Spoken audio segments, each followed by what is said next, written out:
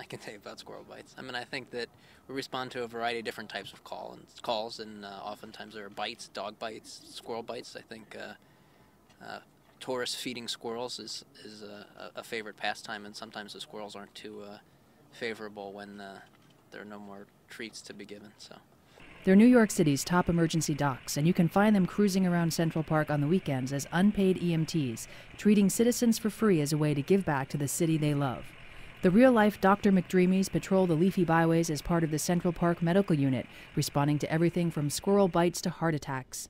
Tumble down a ravine in the Rambles, and the EMT who pulls you out might be Dr. John Arbo, a highly trained ER physician who works at Columbia Presbyterian Hospital.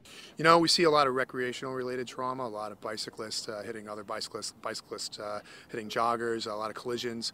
So there's a lot of head trauma. Fortunately, people now are wearing helmets, but that wasn't the case for so long. So we do a little advocacy for that.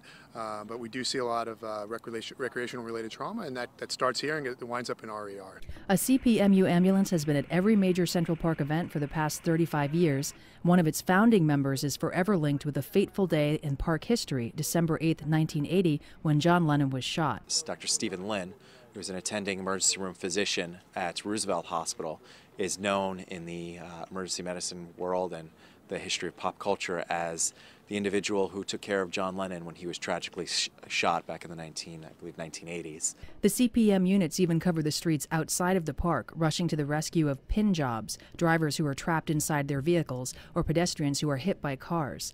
Many of the 8 docs who volunteer for CPMU started riding the ambulances when they were pre-med students, like Arbo and Jones in the 1990s. You know, I knew I wanted to go to medical school, and Central Park Medical was a great opportunity to get some hands-on training, to get out here, to start interacting, laying hands on patients, learning the basics of stabilization, resuscitation, basic life-saving. So I started when I was a freshman in college at Columbia University.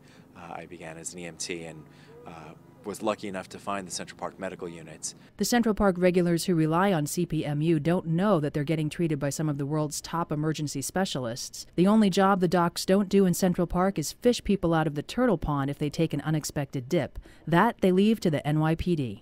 I think they just think we're an EMT. When we're out here on the ambulance, we're functioning at the level of an EMT. That's where we started. That's what we're committed to. That's what our unit represents, and that's what we do. This is Ginger Otis for the New York Post.